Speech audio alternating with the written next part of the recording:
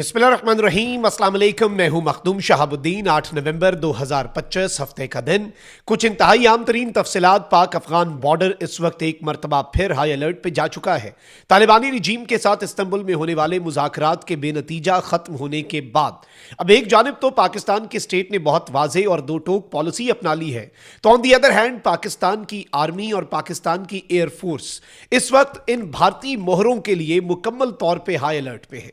इस वक्त एक बड़ी एयर स्ट्राइक की डेवलपमेंट सामने आ रही है और इस एयर स्ट्राइक के अंदर दर्जनों भारतीय मोहरे उड़ा दिए गए हैं। इसके साथ ही साथ बड़ी तादाद में ये जो ऑपरेशन में खारजी और भारतीय स्पॉन्सर्ड दहशतगर्दों को वासिले जहन्नुम किया गया है, इसमें ना सिर्फ एयर स्ट्राइक्स इन्वॉल्व हैं बल्कि उसके बाद ग्राउंड ऑपरेशन जो है वो पाकिस्तान आर्मी और पाकिस्तान आर्मी के कमांडोज जो हैं उनकी तरफ से भी किया गया।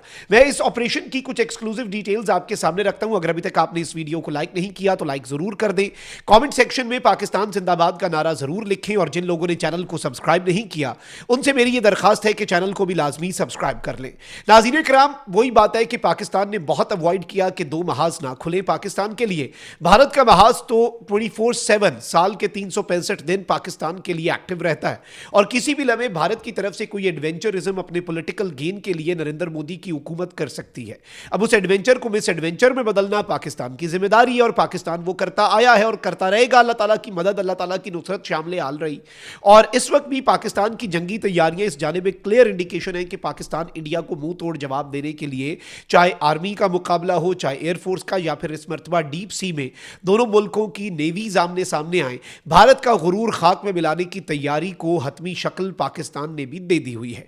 बट अफगानिस्तान वाली साइड जो है, भारत ये चाहता है कि वो महाज गर्म रहे, वहां पर सीज फायर ना हो। और अफगानिस्तान जो है उसी की सरजमीन से आप देखें कि जब इस्तंबुल मुज़ाकरात होते हैं, चमन स्पिन बोलदक में फायरिंग हो जाती है। ये फायरिंग क्यों की जाती है? ये मुज़ाकरात को सैबोटाज करने के लिए। और तालिबान के अंदर एक पूरा ग्रुप एलिमेंट है अफगान तालिबान का, जो भारत की हिमा पर ये मुज़ाकरात जो है इस अमल को सैबोटाज कर रहा है। क्योंकि भारत ने कहा है कि भाई ठीक है, पाकिस्तान को एंगेज रखो, चलो मान लिया पाकिस्तान के मुकाबले में तुम्हारी मिलिट्री माइट ज़्यादा नहीं है, लेकिन 5 से 10% भी अगर पाकिस्तान की तवज्जो तुम्हारी तरफ हुई तो हम उसका फ़ायदा उठाने की कोशिश करेंगे। ये उससे तो बेहतर है कि पाकिस्तान की 100% अटेंशन जो है वो इंडिया पर रहे, और इंडिया इसका फायदा उठाना चाहता है। Simple is it's very simple. और इस सारी सूरत हाल को अगर हम एक और पर्सपेक्टिव में भी देखें तो पाकिस्तान का भी मौकफ बड़ा वाज़े और बड़ा दो ठोक है। पाकिस्तान कहता है कि भाई जंग है तो फिर जंग ही सही, चाहे वो तालिबानी रिजीम के साथ अफगानिस्तान के बॉर्डर पर जंग है, चाहे वो भारत के साथ ईस्टर्न बॉर्डर के ऊपर जंग है, या फिर ऑन दी अदर हैंड वो BLA या TTP के खिलाफ पाकिस्तान के कोने खुदरों में जो ये दहशतगर्द छुपे बैठे हैं उनके खिलाफ जंग है। ये तीनों जंगें पाकिस्तान बैक वक्त साइमल्टेनियसली लड़ेगा, लेकिन पाकिस्तान सरेंडर नहीं करेगा, पाकिस्तान झुकेगा नहीं। पाकिस्तान जो है वो इस सब के अंदर नीचे नहीं लगेगा किसी भी दहशतगर्द गिरोह या किसी भी एग्रेसर के। अब एक चीज मैं आपको ये बता दूं कि इन मुज़ाकरात की नाकामी के बाद की पॉलिसी ये है कि तमाम तर क्रॉसिंग्स जो है वो पाकिस्तान अफगानिस्तान इंटरनेशनल बॉर्डर की वो बंद रहेंगी। ट्रेड जो है वो मुकम्मल तौर पर सस्पेंड रहेगी। कोई ट्रेड अफगानिस्तान के साथ नहीं हो रही जी। और जो अफगानिस्तान के बाशिंदे गैर कानूनी तौर पर पाकिस्तान के अंदर मुकीम है, उन अफगान बाशिंदों को जो कि इल्लीगल है, जो कि गैर कानूनी है, उनकी डिपोर्टेशन का अमल जो है वो जारी रहेगा। और बॉर्डर्स जो हैं उनसे सिर्फ एक ही काम होगा। बॉर्डर मुकम्मल तौर पे बंद नहीं है। बॉर्डर से ना इधर से कोई आ सकता है ना इधर से कोई वापस जा सकता है। वीजा होल्डर्स, वो सारा मामला बंद जी। उसके अलावा ट्रेड जो है वो मुकम्मल तौर पे बॉर्डर्स के ऊपर सस्पेंड कर दी गई है। लेकिन बॉर्डर्स के ऊपर मैं आपको यह बता दूं कि एक काम के लिए बॉर्डर अभी भी खुले हैं और वो है मैस डिपोर्टेशन। और जो अफगानिस्तान के गैर कानूनी बाशिंदे हैं उन्हें वापस भेजने का अमल अभी भी पाकिस्तान की तरफ से उसी तरीके से जारी सारी है। और मैं आपको यह भी बताता चलूं नाज़रीन इकराम कि इस वक्त भी पाकिस्तान की सिक्योरिटी फोर्सेस जो हैं वो भारत का फितना हिंदुस्तान जो है उसके खिलाफ भी इस वक्त मुकम्मल तौर पे एक्टिव है। और पाकिस्तान अपने ऑप्शंस जो हैं वो खुले रखे हुए हैं और पाकिस्तान अपने ऑपरेशंस जो हैं उन्हें भी महदूद नहीं कर रहा। अब नाज़रीन इकराम, फितना हिंदुस्तान BLA आपको पता है कि कंप्लीटली A to Z शुरू से लेके एंड तक ये भारत की प्रॉक्सी रही है। तालिबानी रिजीम को तो भारत ने अभी अडॉप्ट किया ना, खारजियों को भी भारत ने अडॉप्ट कर लिया। फितना हिंदुस्तान तो भारत का ही ब्रेन चाइल्ड है, इसकी और कोई इसकी बुनियाद नहीं है। अब सिक्योरिटी फोर्सेज जो है पाकिस्तान की, उन्हें क्रेडिबल इंटेलिजेंस मिली कि दहशतगर्द जिनका ताल्लुक फितना हिंदुस्तान BLA के साथ है वो जहरी एरिया जो है है कल्लात में वहाँ पर छुपे हुए हैं। और याद रखिएगा ये बलूचिस्तान के संगलाख पहाड़ों के अंदर अपनी बिलों में छुपे हुए ये जो दहशतगर्द हैं, ये समझते हैं कि ये वहाँ पर बड़े महफूज हैं।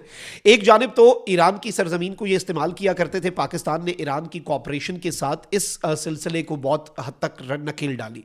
फिर अब ये अफगानिस्तान के अंदर जाकर पनाह ले रहे हैं, क्योंकि वैसे तो इनका तालिबान के साथ टीटीपी या तालिबानी रिजीम के साथ नजरियाती इख्तलाफ है, ये 180 डिग्री डिफरेंट है, लेकिन इनकी डोरें चूंकि इनका आका एक ही भारत है जो हिला रहा है, तो इसलिए तालिबानी रिजीम भी इन्हें वहां पे कवर प्रोवाइड। ये तो लिबरल एक माइंडसेट वाला दहशतगर्द गिरोह है ना, तो तालिबान फिर भी इनकी सहूलतकारी करते हैं क्योंकि डॉलर डॉलर इसमें इन्वॉल्व है। डॉलर डॉलर की बहुत ज़रूरत है इस वक्त उनकी। मैं अभी तक उनके एक बंदे पे हैरान हूँ, वो तोलो न्यूज़ पे इनका बैठा था और कहता था कि भाई तुम चाइना, ईरान और पाकिस्तान सिर्फ बातें करते हो, तुमसे अच्छा तो अमेरिका था, मारता था लेकिन डॉलर डॉलर देता था, तुम लोग डॉलर डॉलर नहीं देते हमको। तो ये जो डॉलर डॉलर है ना, ये असल इनकी कमज़ोरी है। अजित डोवल सच्चा था जो तालिबानी रिजीम को मर्सनरीज कहता था, किराए के कातिल के, इन्हें हम पैसा देंगे और ये बिक जाएंगे।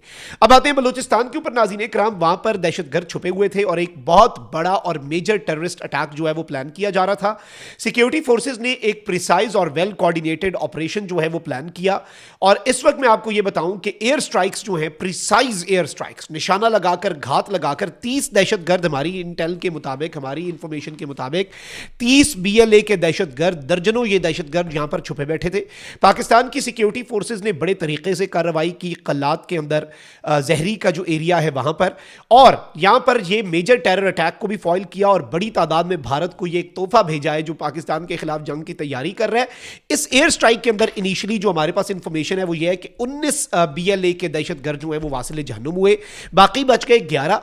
अच्छा, सिक्योरिटी फोर्सेज ने इस इलाके को घेरे में लिया हुआ था कि भाई जब हम एयर स्ट्राइक्स करेंगे तो दहशतगर्द यहां से भागने की कोशिश करेंगे, यहां से निकलने की कोशिश करेंगे। तो 11 जो दहशतगर्द हैं वो यहां से एयर स्ट्राइक्स के बाद जब अपनी जान बचाकर भागने की कोशिश में मसरूफ हुए और उन्होंने दुम दबाकर भागना बेहतर समझा कि भाई अपनी जान बचाओ, तो पाकिस्तान की सिक्योरिटी फोर्सेस के हथे चढ़ गए। तो एयर एक्शन के अंदर 19 मारे गए।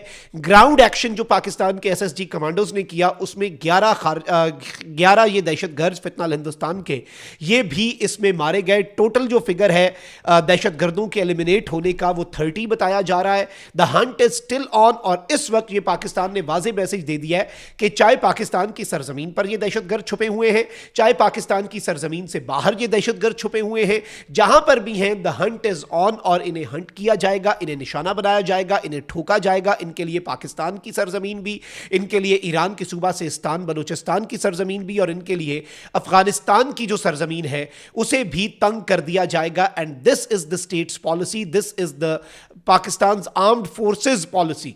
और यह चीज याद रखिएगा कि इस वक्त भी पाकिस्तान की जो आर्म्ड फोर्सेज हैं वो बड़े ही तरीके से ये ऑपरेशंस कैरी आउट कर रही हैं। रोज़ाना की बुनियाद पे ऑन एन एवरेज 200 से ज़ायद IBOs होते हैं, इंटेलिजेंस बेस्ड ऑपरेशन। एक दिन में 200 से ज़ायद, यानी हर चंद मिनट के अंदर एक ना एक ऑपरेशन हो रहा होता है। इनमें मेजॉरिटी 60% ऑपरेशंस बलूचिस्तान में हो रहे होते हैं। इसके साथ ही साथ TTP के ठिकाने जो हैं उनके वाले से भी कुछ खबरें आ रही हैं। बॉर्डर के करीब, अफगान बॉर्डर के करीब तालिबानी रिजीम के हिमायत याफ्ता TTP के खारजी जो हैं उन पर भी क़यामत बर्पा हुई है, बड़ी स्ट्राइक की गई है। उसकी मैं डिटेल्स कुछ हासिल करके आपके सामने रखूंगा। कमेंट सेक्शन में राय का इजहार जरूर करें। अपना बहुत ख्याल रखें। अल्लाह निगहबान। पाकिस्तान जिंदाबाद।